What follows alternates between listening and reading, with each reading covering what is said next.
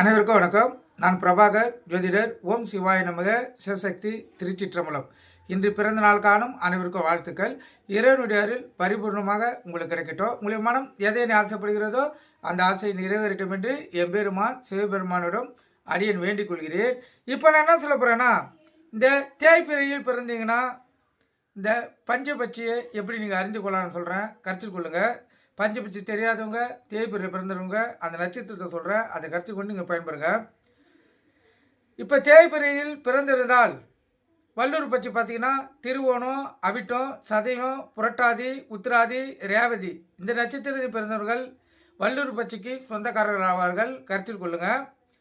ஆந்த பட்சி பார்த்தீங்கன்னா தேய்பிறை, அனுசம், கேட்டை, மூலம், பூராடம், உத்திராடம் நட்சத்திரத்தில் பிறந்தவர்கள் ஆந்த பட்சிக்கு சொந்தக்காரர்கள். காகப்பட்சி பார்த்தீங்கன்னா தேய்பிறை, உத்திரம், அஸ்தம், சித்திரை, சுவாதி, விசாகம் இந்த நட்சத்திரத்தில் பிறந்தவர்கள் காகப்பட்சிக்கு சொந்தக்காரர்கள்.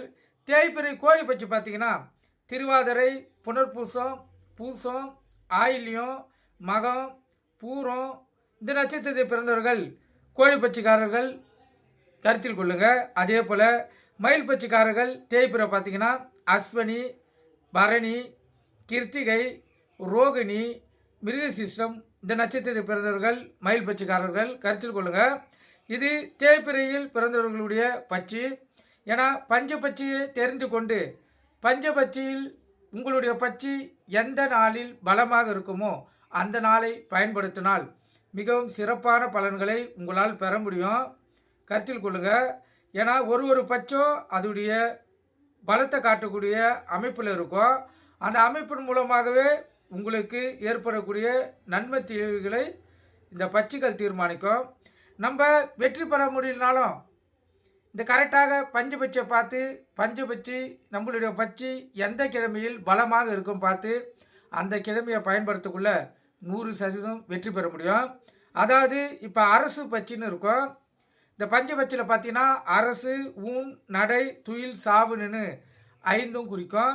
இப்போ அரசு என்பது 100% பலம் கொண்டது, ஊன் என்பது 80% பலம் கொண்டது, நடை என்பது 50% பலம் கொண்டது, துயில் என்பது 25% பலம் கொண்டது, சாவு என்பது 0% பலம் கொண்டது.